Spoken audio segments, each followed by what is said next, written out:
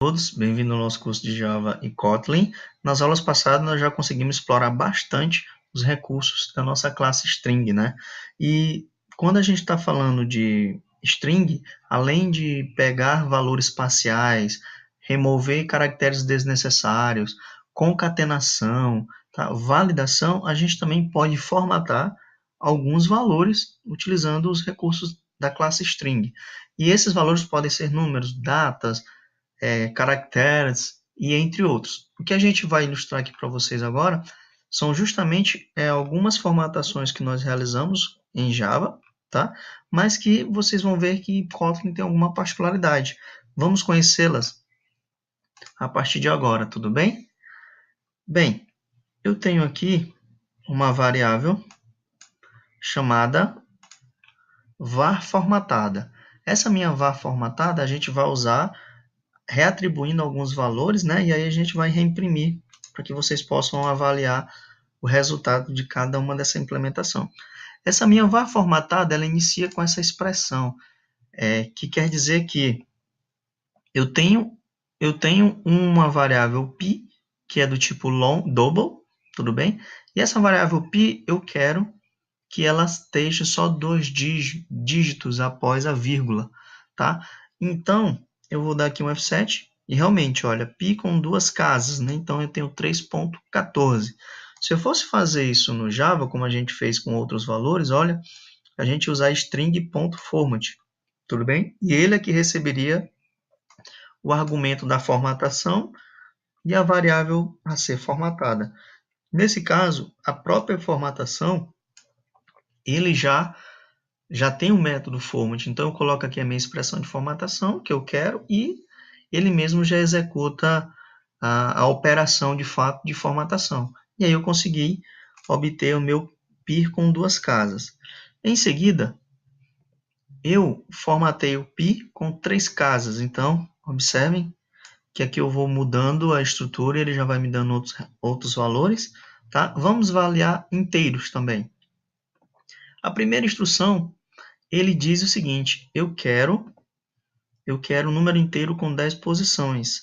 Só que, inicialmente, essa minha expressão de formatação, como vocês já viram anteriormente, ele desloca, né, os nossos dígitos da direita para a esquerda.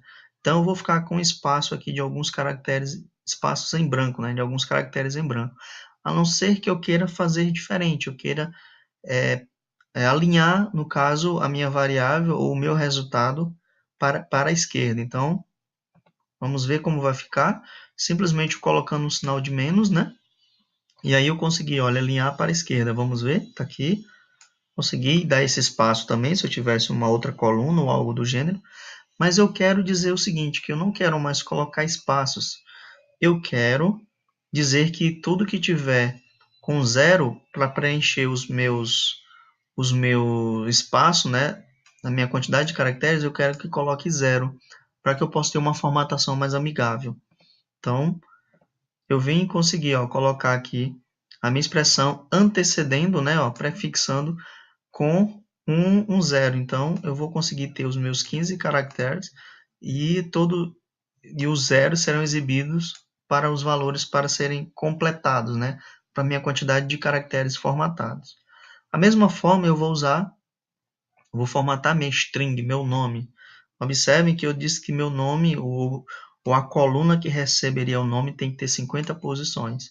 Só que as 50 posições eu gostaria que ficassem da esquerda para a direita. Então, assim como a gente fez para o número, a gente vai fazer também para nomes. Então, o nosso nome, vejam só, continua tendo seus 50 caracteres. Uma grande particularidade aqui também volta a ser o sinal negativo, que eu vou mostrar para vocês como eu descobri essas flags, vamos dizer assim, que são responsáveis por fazer essas formatações. E aqui, por último, a gente tem os nossos escapes, né? Que eu preciso formatar a minha expressão de formatação diz o seguinte, pega o primeiro argumento e traz para o início, pega o primeiro argumento e leva para o final, e pega o último, ou o segundo, e traz para o início. E vamos ver, consegui inverter meu nome, Sampaio Gleison. Mas como eu usei essa expressão no Java, em Kotlin ela é um pouquinho diferente. Observem que para que eu possa ter esse cifrão aqui, eu tenho que tornar ele um cifrão com prefixo de escape, porque senão o Kotlin vai achar que isso ele está tentando, vou remover aqui para vocês visualizar, ele vai estar tentando interpolar, certo? Ou concatenar, vamos dizer assim, uma variável do tipo S que ela não existe. Então, essa é uma diferença da gente ter que usar alguns escapes quando a gente quer que realmente o valor que poderia ser uma funcionalidade ou um recurso seja de fato o valor atribuído. Isso acontece muitas das vezes em aplicações de expressão regular, regex. E no Kotlin a gente tem que ter essa particularidade, porque senão a gente pode ter um resultado inesperado nas suas execuções, principalmente um erro de compilação e ficar batendo cabeça, imaginando, poxa, mas está igual como eu defini no Java como as demais, por que que essa aqui deu esse problema? Então, são esses detalhes que a gente tem que ir se atentando, tudo bem? Vamos apresentar para vocês alguns links, que está todos esses links eles estão na descrição e no nosso código fonte, né? Também posso colocar na descrição do vídeo, e eu vou mostrar para vocês se familiarizarem um pouquinho mais com um pouco do que a gente conversou. Nada do que eu apresentei foi tirado simplesmente de recursos que não possam ser compartilhados. Então, eu vim aqui na documentação, avaliei cada um dos recursos, dos métodos, das funções e outras propriedades que as classes venham nos oferecer, tudo bem? E lembram quando eu falei para vocês qual é a relação de uma string com char sequence? Vamos clicar aqui nessa nossa classe char sequence. E essa classe essa interface char sequence, ela simplesmente provê alguns recursos, alguns contratos que uma classe, no caso string, tem que implementar. E aí, a nossa classe string, ela implementa a char sequence e implementa uma interface comparable também, que ela é responsável por trabalhar a ordenação das nossas palavras. Então, futuramente, quando vocês estiverem trabalhando com coleções, vocês vão ver algo relacionado a comparable, tudo bem? E aí, aqui já tem a nossa interface char sequence. Aqui eu tenho algumas sintaxes que são bem interessantes para vocês estarem testando, aplicando e conhecendo. Vejam só uma sintaxe bem interessante, essa aqui, que é a nossa interpolação, que eu estou pegando a primeira variável e a segunda e estou realizando uma operação matemática, como a gente viu, que a gente também pode aplicar operações dentro de uma interpolação e o resultado já ser impresso, tudo bem? E aí vocês já podem obter mais exemplos, né, e alguns outros detalhes adicionais da linguagem Kotlin. Aqui nós também temos a nossa character, que tem alguns outros recursos, algumas constantes, né, algumas variáveis, que vocês podem estar se familiarizando. Quando a gente está falando de formatação, a gente tem aqui quais são as flags, né, ou as formatações correspondentes para cada situação. No nosso caso, nós usamos muito S para definir o nosso string, D nós atribuímos para valores inteiros, lembram? Então, dependendo do meu tipo, eu tenho que escolher a minha flag, né, o meu especificador correspondente.